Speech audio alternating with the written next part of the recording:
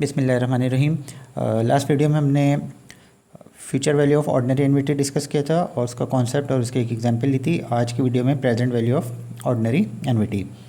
Present value of ordinary एनविटी, इसकी definition क्या है कि the present value of एनविटी, ordinary एनविटी, is the current value of the future payments of future series of payments at the given rate for a pre determined time period.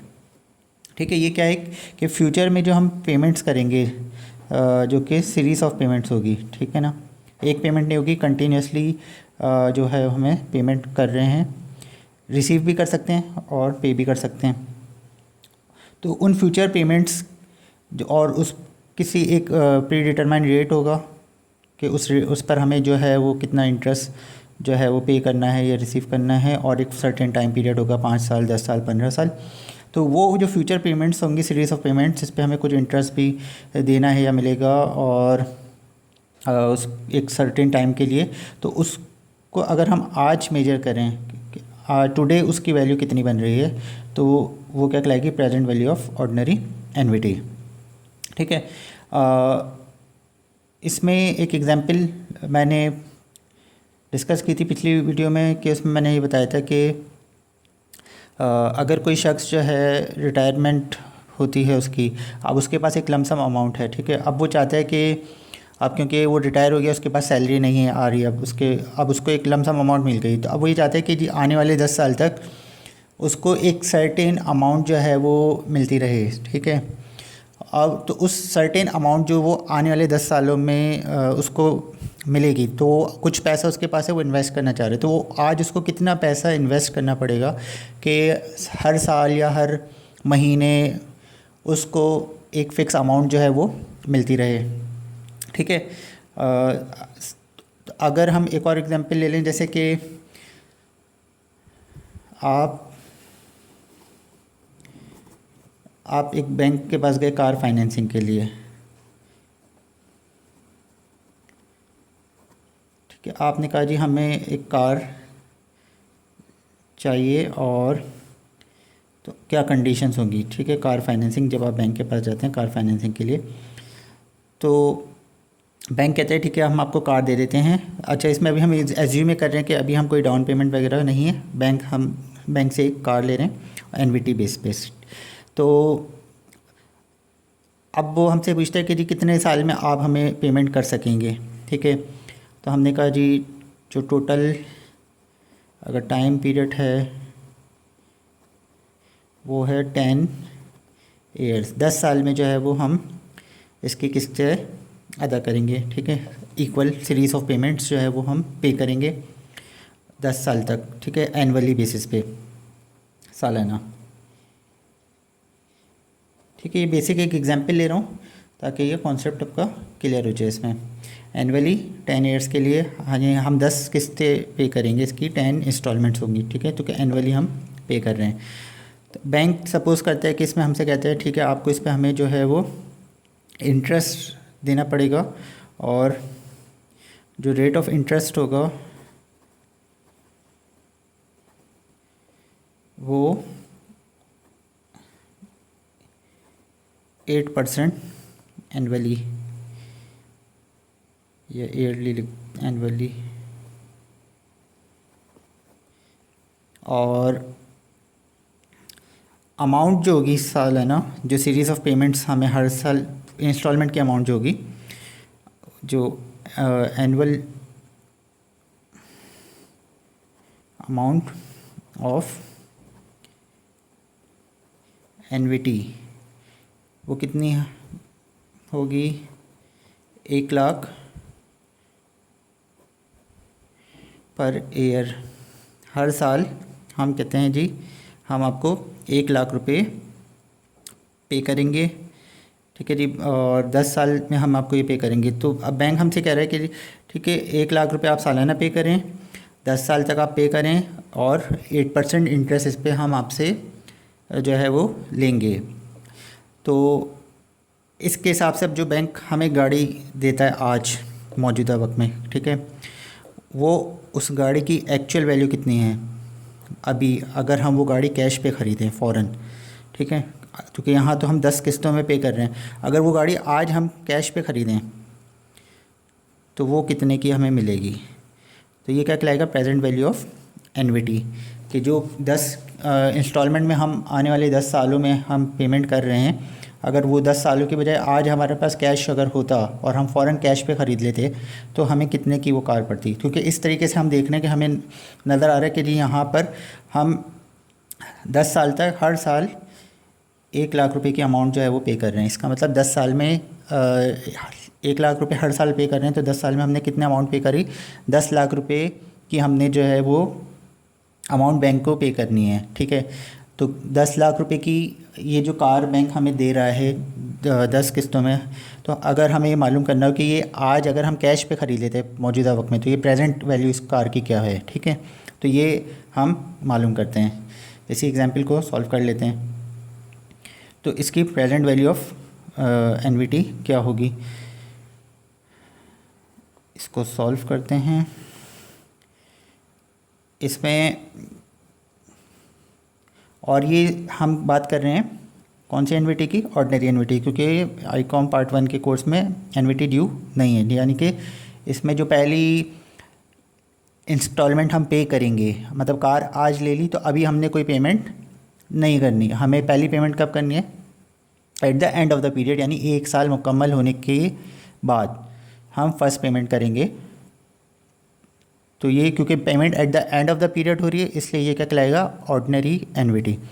हाँ, अगर ये होता है कि जी आज आपने कार ली और आज ही आपने फर्स्ट जिस दिन आपसे स्टार्ट हुआ कॉन्ट्रैक्ट और उसी दिन आपने पहली पेमेंट करनी है इंस्टॉलमेंट की 1 लाख रुपए, तो at the beginning of the period, ठीक है ना, तो वो फिर क्या कहलाता, एनवीटी ड्यू कहलाता। तो हमने एनवीटी ड्यू नहीं करना, हम इस वक्त कैलकुलेट कर रहे हैं ऑर्डिनरी एनवीटी की प्रेजेंट वैल्यू। तो present value of ordinary annuity का फार्मूला क्या होगा, r 1 plus r to the power n minus 1 divided by r 1 plus r to the power n। ठीक है, ये 1 plus r to the power n ऊपर भी है और यहाँ नीचे भी है। इसको काट नहीं सकते हम क्योंकि ये इससे माइनस हो रहेगा। ठीक है, अगर ये बीच में माइनस की साइन नहीं होती तो स्टूडेंट इसको कहता है कि भाई कट रहेगा, लेकिन ये कट नहीं सकता क्योंकि बीच में इससे माइनस हो रहा है पहले। अगर ये मल्टीप्लाई होता है तो हम कहते कट सकता था, लेकिन नहीं कट सकते यहाँ पे क्योंकि ये पहले इससे माइनस हो रहा है, बाद में डिवाइड हो रहा है। ठीक है, तो एक तो ये फॉर्मेट है और ये आर जो है वो इस टर्म से क्या हो रहा है, मल्टीप्लाई हो रहा है। तो एक तो ये फार्मूला इसका, बस छोटा सा चेंज है कि कल हमने फ्यूचर वैल्यू ऑफ एनवीटी का फार्मूला पढ़ा था, उसमें r 1 plus r to the power n minus 1 upon r था, ये टर्म नहीं थी। ठीक है ना, बस यहाँ तक जो था वो फ्यूचर वैल्यू का फार्मूला था। प्रेजेंट वैल्यू में क्या हुआ है कि बस 1 plus r to the power n एक अमाउंट जो है ये और यहाँ पे ऐड हो गई है। अच्छा, इसका एक और अल्टरनेट फार्मूला भी है, पर मेरा ख्याल है कि ज़्यादा आसान है याद करने के लिए, तो इसी को फॉलो किया जाए। मैं फिर भी लिख देता हूँ। दूसरा फार्मूला है इसका आर, अब ये -1 इधर से हट के इधर आ जाएगा, 1 minus 1 plus r to the power minus n। अब यहाँ पे प्लस n किया गई है, माइनस n हो जाएगा डिवाइडेड बाय आर। ठीक है, तो ये इसका अल्टरनेट फार्मूला है और दोनों फार्मूले से सेम आंसर आता है। आप इसको मेरे ख्याल जो भी आपको आसान लगे आप उसको फॉलो कर सकते हैं। वैसे मुझे ये ज़्यादा आसान लगता है तो मैं इससे सॉल्व कर रहा हूँ। अच्छा, और हम दोनों से भी सॉल्व करके चेक कर सकते हैं कि आंसर हमारा सेम आ रहा है या नहीं आ रहा। तो अब यहाँ पर हमने देखना क्या है कि हमें ये मालूम करना है कि कार अगर आज हम कैश पे ख़रीदते हैं मौजूदा वक्त में तो कितने की मिलती। तो उसके लिए अब यहाँ पे जो हमारे पास वेरिएबल हैं वो कौन कौन से हैं। प्रेजेंट वैल्यू ऑफ एनवीटी ये हमें मालूम करनी है। एनवीटी मतलब जो 10 साल हम किस्तें पे कर रहे हैं 10 इंस्टॉलमेंट्स में, वो एनवीटी है और उसकी आज मौजूदा वैल्यू कितनी है। ठीक है, आर जो 1 साल हर साल की अमाउंट जो एनवीटी की अमाउंट होगी उसको हम क्या कहते हैं, आर कहते हैं, अमाउंट ऑफ एनवीटी आर। ये इसको कैपिटल आर से रिप्रेजेंट करते हैं और ये कितना है, 1 लाख रुपये सालाना। ये क्या है, rate of interest, small r जो है वो रेट ऑफ इंटरेस्ट है। अच्छा, यहाँ पर अभी मैं सिर्फ क्योंकि कॉन्सेप्ट दे रहा हूँ, बेसिक के कॉन्सेप्ट समझ में आ जाए, पहले मैंने सिंपल इंटरेस्ट, कंपाउंड इंटरेस्ट का एक एग्जाम्पल नॉर्मल करवाई, फिर मैंने present future value of ordinary NVT और अब ये present value of ordinary NVT. तो अभी मैं सिर्फ सारी एग्जांपल सिंपल इसलिए ले रहा हूँ क्योंकि इसमें मैं सब एग्जांपल्स में सिर्फ एनुअल बेस्ड ले रहा हूँ, ठीक है। मल्टीपल टाइम्स ईयर की मैंने अभी तक कोई एग्जांपल नहीं लिएगी। तो इसके बाद जो है हम कॉन्सेप्ट क्लियर हो जाएगा तो फिर हम जो है वो मल्टीपल टाइम्स ईयर के भी क्वेश्चन सॉल्व करेंगे, जिसमें ज़रूरी नहीं कि पेमेंट हमें सालाना करनी हो। अगर बैंक हमसे कहेगी जी हर 3 महीने में आपने पेमेंट करनी है, यानी 1 साल में 4 दफ़ा पेमेंट करनी है, या हर महीने से आपने पेमेंट करनी है, या हर 6-6 महीने से पेमेंट करनी है, तो वो मल्टीपल टाइम्स ईयर हो जाएगा, यानी पेमेंट साल में 1 से ज़्यादा बार उसमें हमें पे करनी है। तो वो उसमें कुछ इतना ख़ास नहीं है, बस यहाँ पर फार्मूले में मल्टीपल टाइम्स है तो ये m से डिवाइड होगा और ये m से मल्टीप्लाई हो जाएगा यहाँ पर। तो ये एक छोटे से चेंज आएगा, वो हम नेक्स्ट वीडियो में समझेंगे, लेकिन अभी फ़िलहाल जो है वो बेसिक कॉन्सेप्ट इसका समझ में आ जाए, ठीक है। तो r जो है वो हमारे पास 1 लाख अमाउंट ऑफ एनवीटी हो गई। स्मॉल r ये हमारा रेट ऑफ इंटरेस्ट था जो कि बैंक हमसे चार्ज कर रहा है 8%।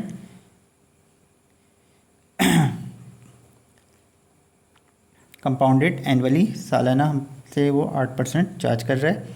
और कंपाउंडेड एनुअली का मतलब कंपाउंड रेट होता है, ये सिंपल इंटरेस्ट पे नहीं होता, कंपाउंड इंटरेस्ट इस पे अप्लाई होता है हम एनवीटी पे, ठीक है। सिंपल इंटरेस्ट अप्लाई नहीं होता है। और 10 साल टाइम पीरियड हमारे पास है, एन जो है वो 10 ईयर्स हो गया, टाइम पीरियड को एन से रिप्रेजेंट कर रहे हैं।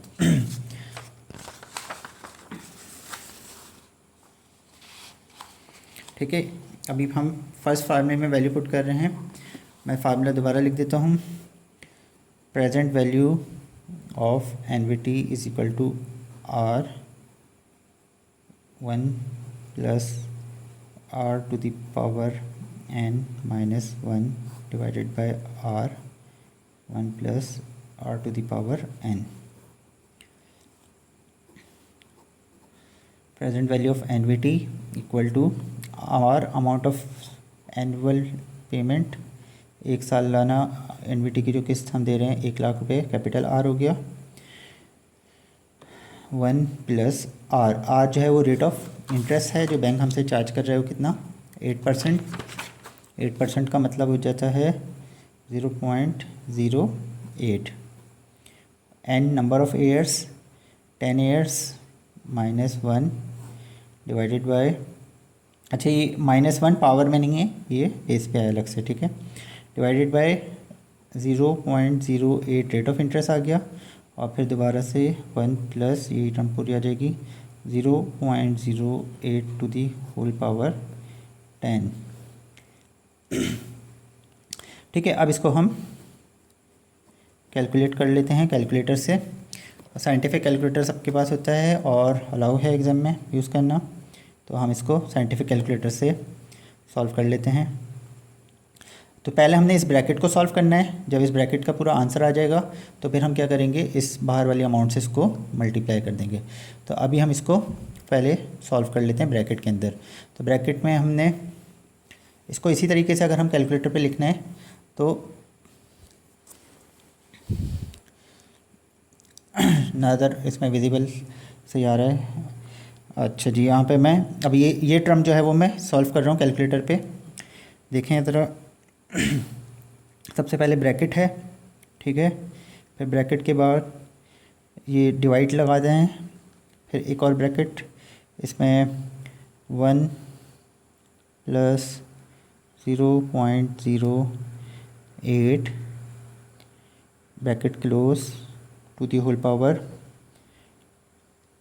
10, बेस में आ जाएंगे -1, डिवाइड में आ जाएंगे 0.08 और ब्रैकेट, फिर 1 plus 0.08 bracket close to the whole power 10 और ये ब्रैकेट क्लोज।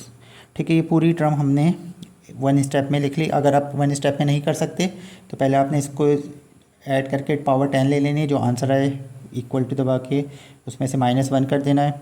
फिर जो आंसर आए उसको डिवाइड कर देना है 0.08 से, फिर जो आंसर है उसको अगेन डिवाइड करना है 1.08 टू द पावर 10 से, ठीक है। ऐसा नहीं कि जो आंसर आएगा उसको मल्टीप्लाई कर देना, ये भी डिवाइड होगा और ये दोबारा डिवाइड किया जाएगा, तो कि दोनों टर्म डिवाइड में है तो दोनों को डिवाइड किया जाएगा, ठीक है। अब यहाँ पे मैं इक्वल टू लेता हूँ, तो इसका आंसर आता है 6.710, और यहाँ पे हम लिख लेते हैं इसको, ये अमाउंट हमारी एज इट इज़ आ जाएगी, और जो आंसर हमारा आया 6.71 और 0, तो इसको जब हम मल्टीप्लाई करते हैं 1 लाख से तो क्या आंसर आएगा, मल्टीप्लाई बाय 1 लाख तो इक्वल टू 6,71,000, ठीक है जी। तो ये आंसर आ गया हमारे पास प्रेजेंट वैल्यू ऑफ एनविटी का 6,71,000। तो इसका मतलब जो कार हम 10 इंस्टॉलमेंट में जिसकी पेमेंट कर रहे हैं और बैंक को हमने टोटल कितना पे करा, 10 लाख रुपए 10 साल में, तो वो कार अगर आज हम कैश पे ख़रीदते तो वो क्या हो जाती, 6,71,000 रुपीज़ की हमें मिल जाती। तो ये उसकी कार की प्रेजेंट वैल्यू है कि यानी जो फ्यूचर में हमने जो फ्यूचर पेमेंट्स थी, फ्यूचर की जो सीरीज़ ऑफ पेमेंट्स थी, उनकी जो आज वैल्यू आई उसको हमने क्या कहा, प्रेजेंट वैल्यू ऑफ ऑर्डिनरी एनविटी। और वो जो फ्यूचर्स पेमेंट्स थी एक गिवन रेट पर हमने की, वो रेट कितना था 8%, और एक प्री डिटरमाइंड टाइम पीरियड था जो कि था 10 साल का। तो ये डेफिनेशन आपको समझ पे आ गई होगी और ये कॉन्सेप्ट भी इसका क्लियर हो गया होगा, ठीक है। ये सिंपल कॉन्सेप्ट था प्रेजेंट वैल्यू ऑफ ऑर्डिनरी एनविटी का। इसी तरीके से एक और अगर मैं एग्जाम्पल, अभी मैंने कहा कि आप चाहते हैं कि इसको भी मैं एक एनुअल एग्जाम्पल ले लेता हूँ कि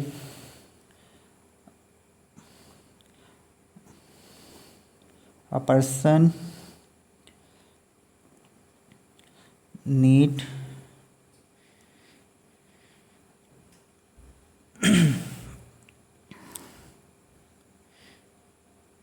यहाँ पे हम ले लेते हैं 1 लाख, तो अभी हमने लिया था, अब यहाँ पे हम अमाउंट चेंज कर देते हैं 1,50,000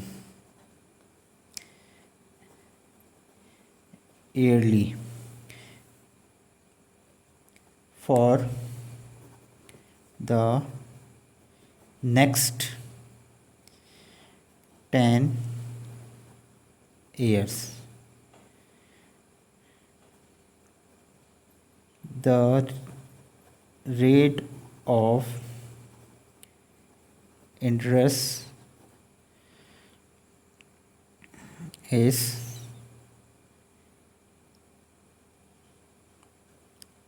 6% applied by the bank. How much should he deposit now? ठीक है जी, ये एक और एग्जांपल हमने ले ली इसकी,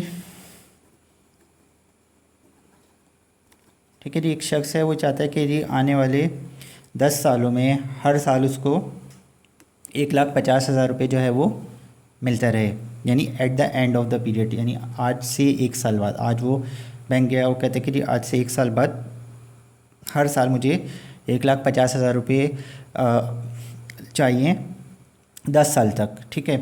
तो मुझे अभी कितना जमा करवाना पड़ेगा, कितनी अमाउंट अभी मुझे डिपॉजिट करूं कि मुझे ये अमाउंट 1.5 लाख रुपए की हर साल मिलती रहेगी 10 साल तक, ठीक है। तो यहाँ पे सबसे पहले तो हम ये देख लेते हैं कि जी 1.5 लाख की अमाउंट 1 साल की है, तो 10 साल में कितना हो जाएगा, ये मल्टीप्लाई बाय 10 कर लेंगे तो सिंपल एक ज़ीरो पड़ जाएगा, 15 लाख। यानी 10 साल में उसको 15 लाख रुपये चाहिए। सीरीज़ ऑफ पेमेंट हो गई यहाँ पे 10 साल, हर साल 1.5 लाख रुपये की। तो अब बैंक क्या कह रहा है, इस पर 6% इंटरेस्ट जो है वो बैंक ऑफ़र कर रहा है उसको कि भाई हम आपको 6% जो है वो इंटरेस्ट देंगे। तो अभी उस शख्स को कितनी अमाउंट जो है वो डिपॉजिट करनी पड़ेगी मौजूदा वक्त में। तो यहाँ पर फिर क्या हो गया, अब हमें फ्यूचर में जो हम सीरीज़ ऑफ पेमेंट्स हैं जो अब हम रिसीव कर रहे हैं, यहाँ पे हमने पेमेंट की एग्जांपल ले ली थी, अब रिसीव की।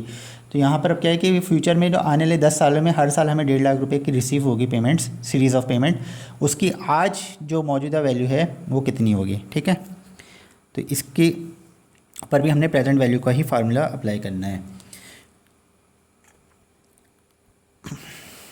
का डेटा बना लेते हैं। पहले का डेटा क्या है, सीरीज़ ऑफ पेमेंट सालाना वो शख्स कितनी मांग रहा है बैंक से, 1.5 लाख रुपए हर साल ईयरली, और रेट ऑफ इंटरेस्ट जो बैंक ऑफर कर रहा है वो कितना है, 6% कंपाउंडेड एनुअली, और टाइम पीरियड जो है वो कितना है, 10 ईयर। तो प्रेजेंट वैल्यू ऑफ एनविटी यानी उसको अभी कितना लमसम अमाउंट डिपॉजिट करनी है ये वो मालूम करना चाह रहा है। ठीक है, कि 15 लाख रुपए उसको चाहिए 10 साल में, हर साल 1.5 लाख रुपए एक सीरीज़ ऑफ पेमेंट में। तो 15 लाख के बदले उसको अभी कितना एक साथ डिपॉजिट करना पड़ेगा। ठीक है, तो ये अब हम इसको सॉल्व करते हैं। ठीक है जी, इसको सॉल्व कर लेते हैं। प्रेजेंट वैल्यू ऑफ एनविटी, इसका फार्मूला हमारे पास R 1 + R⁴ n-1 divided by R 1 + R⁴n। Present value of annuity equal to R जो सालाना अमाउंट है 1.5 लाख रुपए, 1 + R रेट कितना था 6%, 0.06, टाइम पीरियड यहाँ पर हमने 10 ईयर लिया है, -1 डिवाइडेड बाय 0.06 R की वैल्यू, और 1 + R की जगह पर आ जाएगा 0.06 और ये हो गया bracket close. Present value of एनविटी। ठीक है जी, इसको दोबारा कैलकुलेटर से हम सॉल्व कर लेते हैं, देखते हैं कि कितनी बन रही है ये वैल्यू।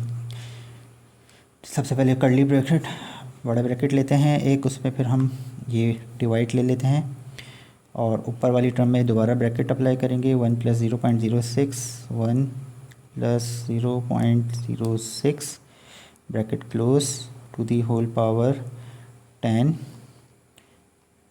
-1 डिवाइड में आ जाएंगे 0.06, फिर ब्रैकेट अप्लाई करेंगे 1 + 0.06 bracket close to the whole power 10 और मेन ब्रैकेट क्लोज। ठीक है जी, ये पूरा ब्रैकेट हमने एज इट इज़ यहाँ पे कैलकुलेटर पे लिख लिया। इक्वल टू लेते हैं और देखते हैं कितनी वैल्यू आ रही है। ये वैल्यू आ रही है 7.360 और ये बाहर 1,50,000 था, ये एज इट इज़ रहेगा और ये ब्रैकेट आ गई 7.36 और 0 आगे ले लें, ना लिखें कोई बात नहीं। इसको मल्टीप्लाई करते हैं 1,50,000 से, 1,50,000 मल्टीप्लाई बाय 7.36। ठीक है जी, तो ये आंसर आ गया हमारे पास। Present value of annuity equal to ₹11,04,000।